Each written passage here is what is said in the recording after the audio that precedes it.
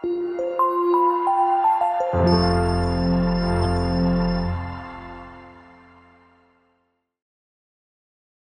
is the IELTS listening test. You will hear a number of different recordings, and you will have to answer questions on what you hear. There will be time for you to read the instructions and questions, and you will have a chance to check your work. All the recordings will be played once only. The test is in 4 parts. At the end of the test, you will be given 10 minutes to transfer your answers to the answer sheet. Now turn to Part 1.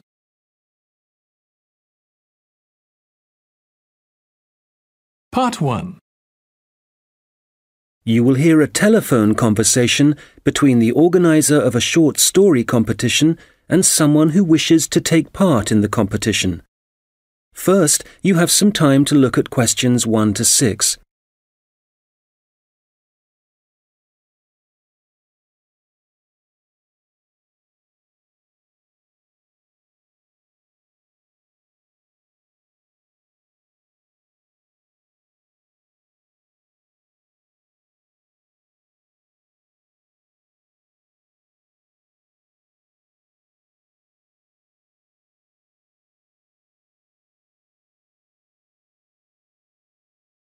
Good morning, Dave speaking. Oh, hi. I'm phoning about a short story competition. I saw an advert in a magazine and I was just calling to get some details. Yes, certainly. I'm the competition organizer, so I should be able to help. What kind of details are you looking for? Well, does it cost anything to enter? Yes, there's an entry fee of £5. Okay, that should be fine. It's a short story competition, so how many words is that? Well, we want to give people a reasonable amount of freedom, but the guidelines are around 3,000 words. Oh, that sounds quite a lot. Well, it's not as much as it used to be. We did have a limit of 5,000 words, but some people thought that was too many. So this year we've reduced it. Right. And does the story need to be about anything in particular?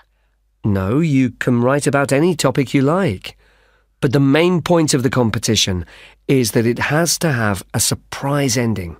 Oh, I see. That sounds interesting.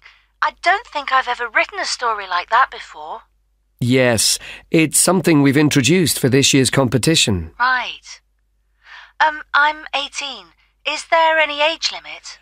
Yes, you need to be 16 or over. So if you're 18, that's fine. Great.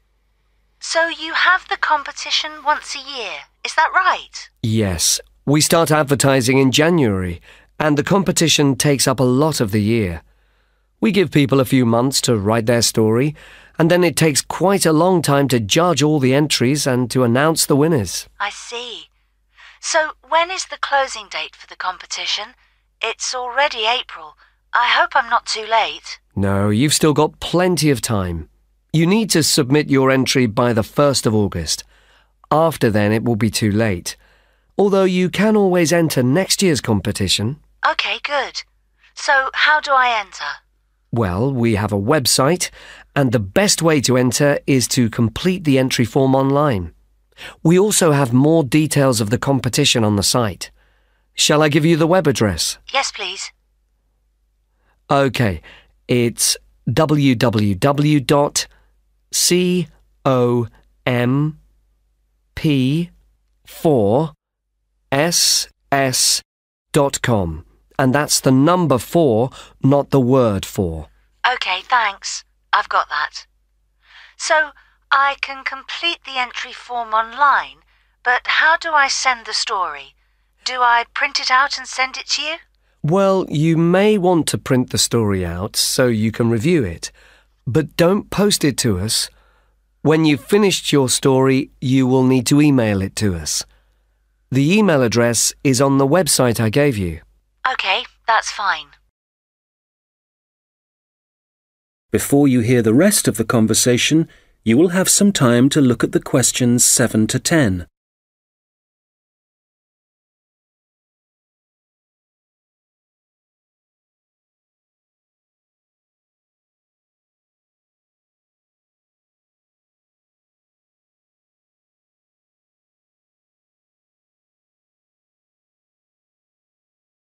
Now listen and answer questions 7 to 10. Can you tell me a bit about how the competition is judged and what the prizes are? Yes, of course. Well, once we have all the entries, I send them to all the judges.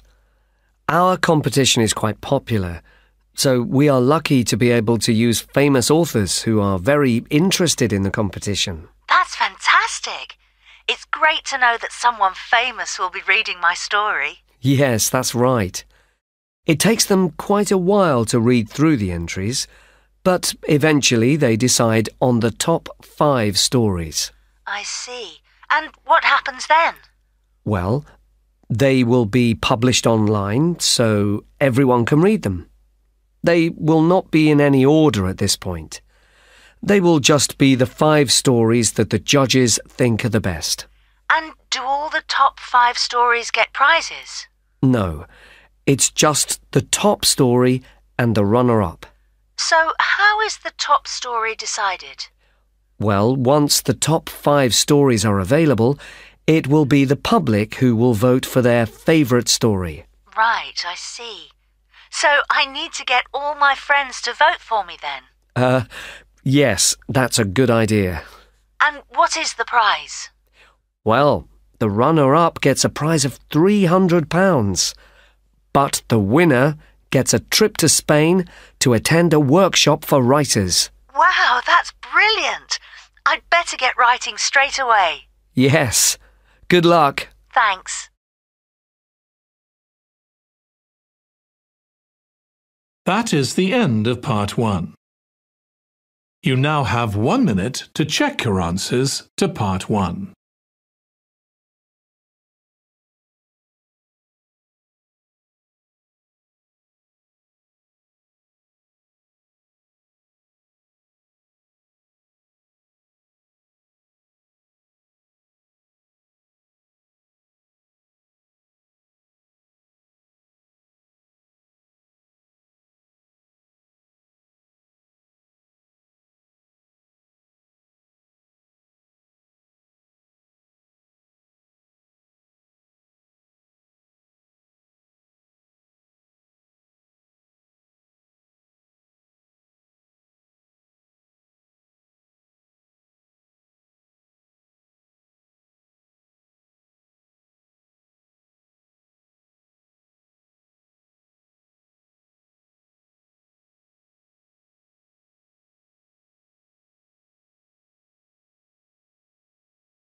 Part 2. You will hear a guide talking about a sea life centre. First, you have some time to look at questions 11 to 17.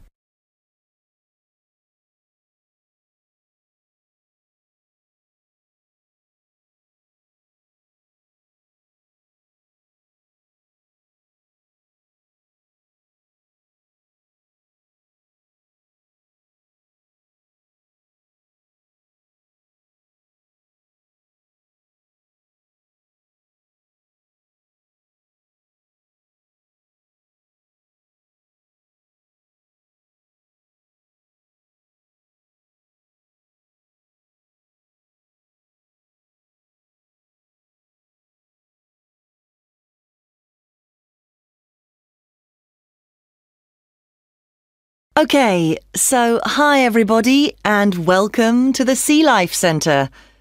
Before you start on your tour, I'd just like to give you some information about things to look out for as you go.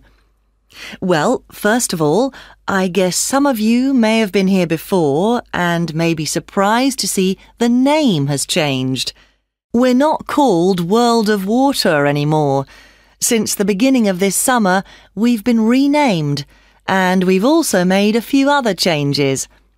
However, the main attractions like the aquarium, the crocodiles, the penguins and so on are still here. But we have a new restaurant and picnic area, and the latest thing that we have, and it was only finished last week, is the splash ride. This is an exciting new area of the centre and is pretty scary, and of course you do get a bit wet. so make sure you're not wearing your best clothes. As I said, the main attractions are still here, and the most popular thing that everyone wants to see is feeding time, especially for the crocodiles and the seals. We used to have the main feeding time in the afternoon at around 3 p.m., but we found that some of the animals got a bit hungry waiting until then, and so we now have it at noon. They seem much happier with the new time, although it's a bit difficult to know what they're thinking. Now, I'd like to mention something new that we've introduced this year that we're very excited about. It's called a VIP ticket. The VIP ticket costs an extra £2 per person, and you will be amazed at what it allows you to do. With this, you'll be allowed to feed the sharks.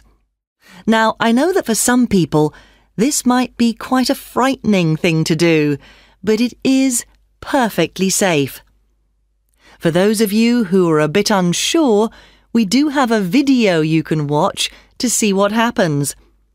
It's a great experience, and your friends will be very impressed. Speaking of friends, I'd just like to remind you that the Sea Life Centre will be more than happy to organise a birthday party for you and your family and friends. If you need more details, you can speak to me afterwards, and there are also forms at the entrance that you can fill in.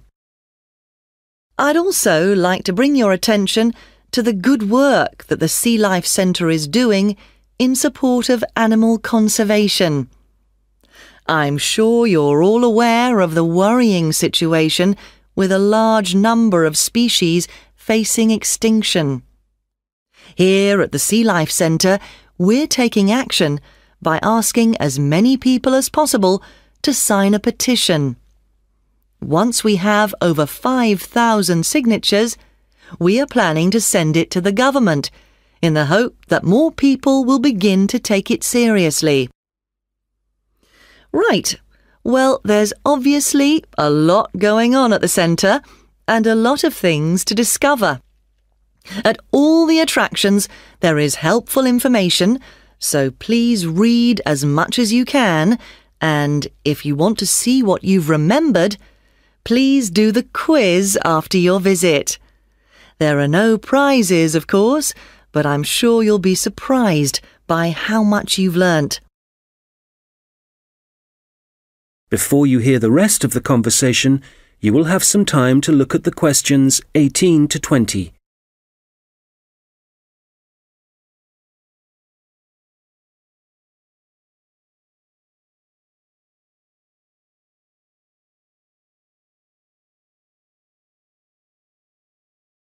Now listen and answer questions 18 to 20. So, before I leave you all to start your tour, I've just got a few tips. There are a large number of attractions, and you may not have time to see them all. Of course, there are the old favourites like the aquarium and the crocodile cave, but if you don't have time to see everything, make sure you visit Turtle Town, which is beyond the aquarium and the seal centre. This is very special and has a large number of endangered species, and as it's at the far corner of the Sea Life Centre, it often gets overlooked. I also have to apologise for the Penguin Park. This has needed some urgent work to be done, and so will not be open for the next week. We're very sorry about this, but I'm sure you'll find the Seal Centre, which is directly opposite it, will keep you entertained just as much, if not more. We're also very busy today, as you may have noticed on your way in. Everyone starts here at the aquarium, but as it's so big, there's no waiting to get in. But today, we're expecting a lot of people to want to see the crocodile cave, as a couple of eggs have hatched out. So expect delays there and, if you like, move on to the SEAL Centre first and then go back when things are quieter towards the end of the day. So, I'll leave you now, but if you have any questions, I won't be far away, and have a great time at the Sea Life Centre. That is the end of Part 2. You now have 30 seconds to check your answers to Part 2.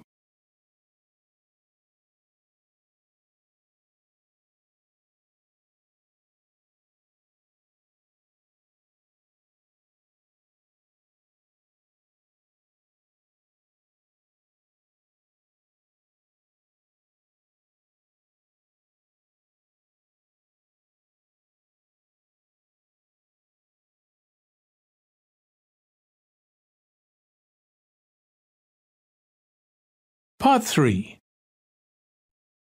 You will hear two students talking about their university studies. First, you have some time to look at questions 21 to 26.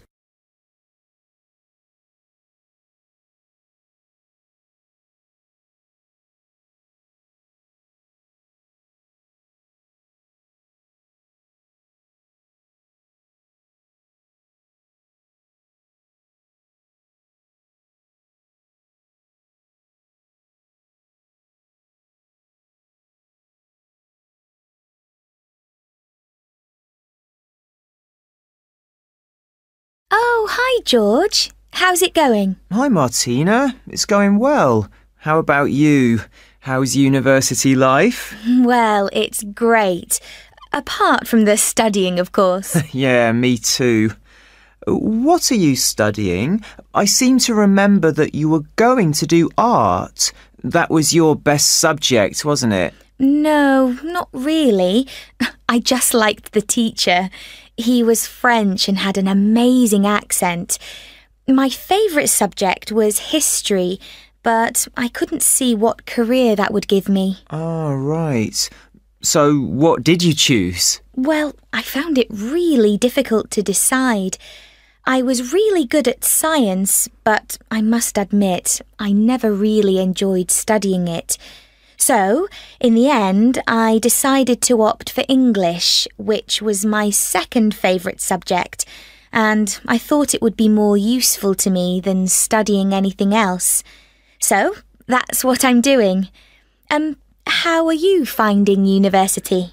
Well, it's a bit of a challenge, I suppose. Are you finding it difficult? Well, some of it. I'm doing mechanical engineering, which is really interesting, but it covers quite a lot of areas, like materials science, machine design, physics, and of course mechanics. And they're all fine, but it's maths that I'm struggling with. It's a lot harder than it was at school. I can believe it. It all sounds very difficult to me. But then I never was very good at mechanical things. I suppose it must involve some practical work. Well, not at the moment.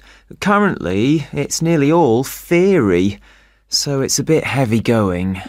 I guess you need to start with that so that you can get a grasp of the concepts and learn a few facts before you start putting it into practice. It must be a lot different to the course that I'm taking. Yes, but in a few weeks we'll be having a lot more practical experience. In fact, I've got a great assignment this term working on jet engines, which means I'll be going on a few field trips to a nearby airport. Oh, that's great. It sounds like you're going to be very busy. Yes, I'm not sure how I'm going to cope with the work. We have a lot of lectures, and that's fine. The lecturers are very knowledgeable, and I learn a lot from them. But we also have a lot of seminars, and I find with so many people expressing their views, it can get quite frustrating. It would be better if we didn't have so many of those. Yes, it's the same for me.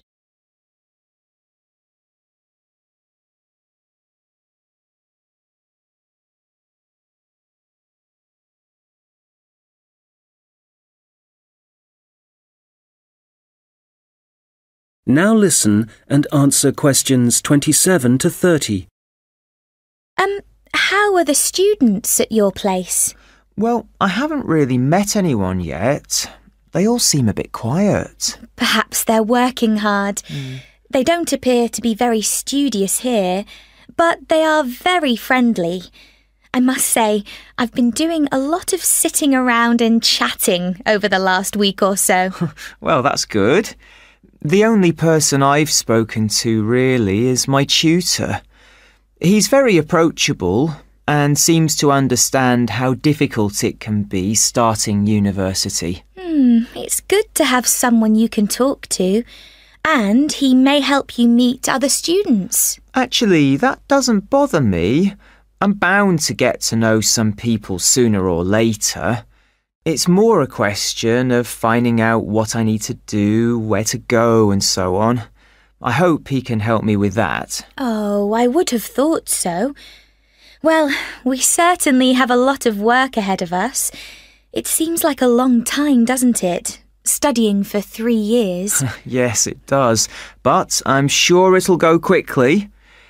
You know, I'm really dreading the first assessment. Yes. For the course I'm doing, we have to hand our first one in at the end of next month. Really? So, have you got the topic yet? No, but we'll get it soon.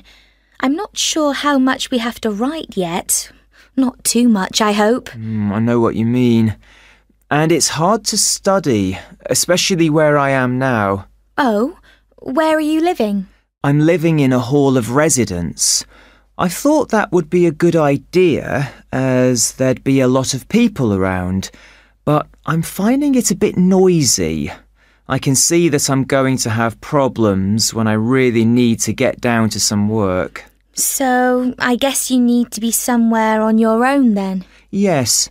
Well, I do like to have some people around me, so I'd prefer to live with a family somewhere, in a house not too far from the university.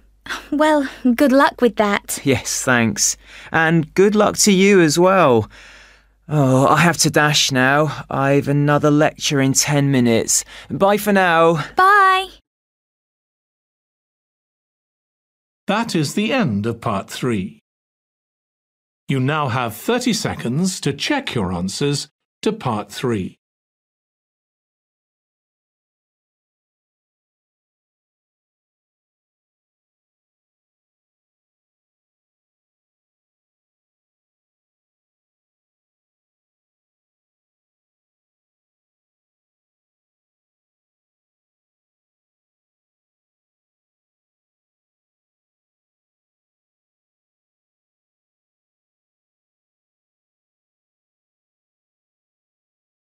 Part 4.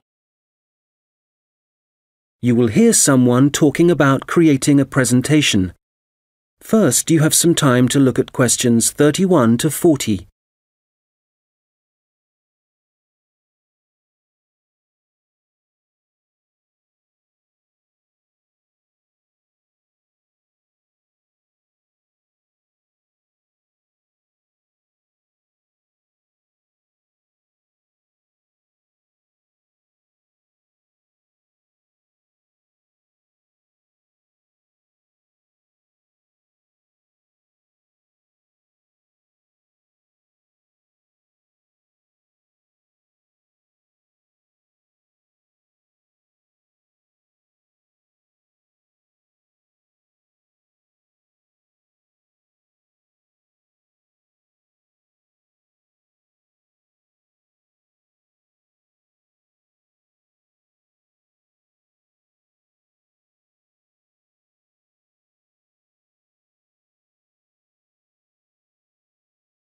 Now listen carefully and answer questions 31 to 40.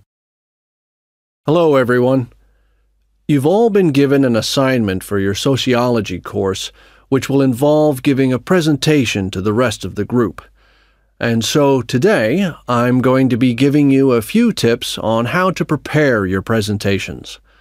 This should help you with your current assignment, but a lot of the principles I'll be putting across will be general principles which will, of course, help you with all your future presentations. So, first of all, the most important thing to consider is your audience, and in this instance, your audience are the other students in your group. There are 3 points to bear in mind. Firstly, you need to ask yourself what they need to know. Secondly, it's useful to consider whether they'll be supportive or not. And thirdly, will it be a small group, say 3 or 4, a moderate gathering of 20 or so people, as for your current assignment, or will there be hundreds of people?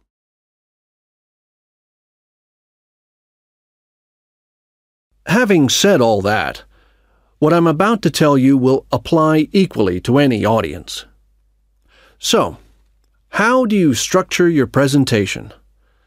Right at the beginning, you should tell them something that forces them to pay attention. This could be something surprising or even shocking, but it needs to be relevant. After that, you need a list of items or topics showing them what you'll be covering, rather like an agenda. And then the main part of the presentation will follow. This main part will be the detailed information you'll be presenting, and could include facts, statistics, personal experiences, etc. After this, you should summarize what you've presented and close with what I call next steps.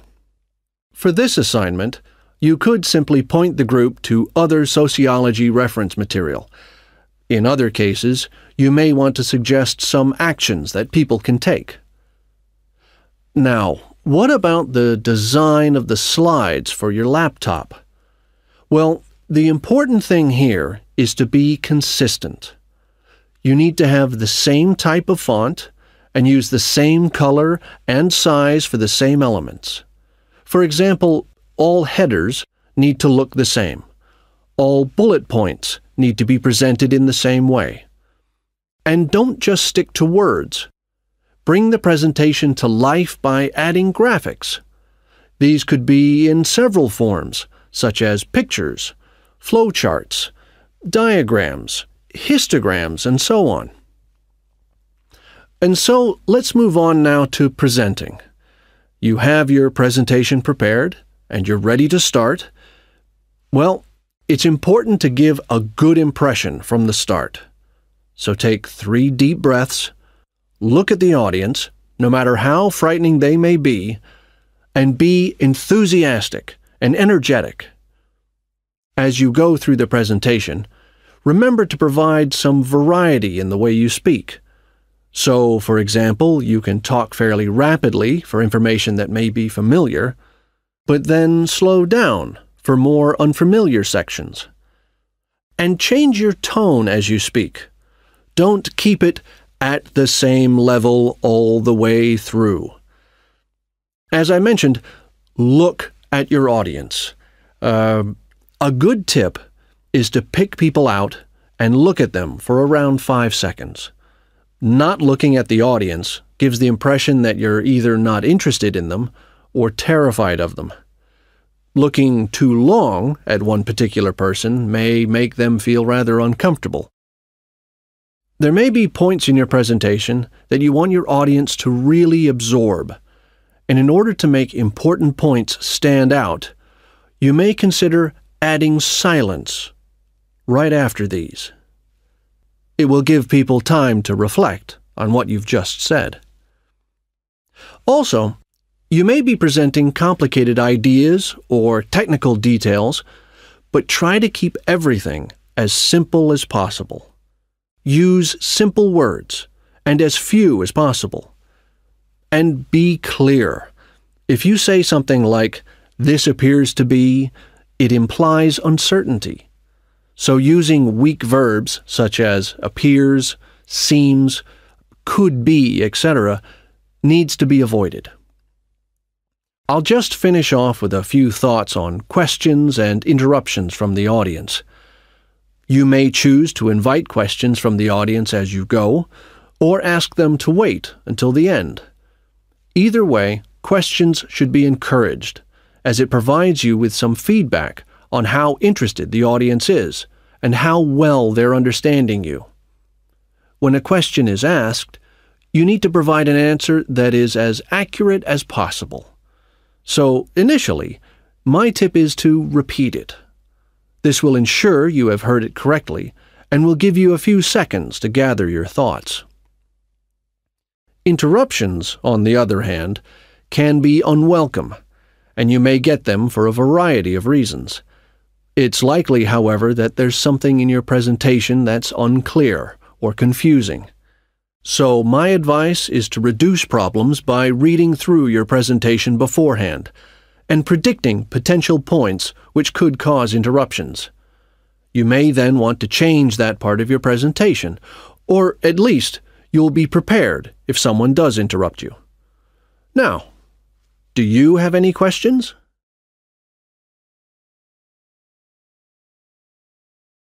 That is the end of Part 4. You now have 1 minute to check your answers to Part 4. That is the end of the listening test. In the IELTS test, you would now have 10 minutes to transfer your answers to the answer sheet.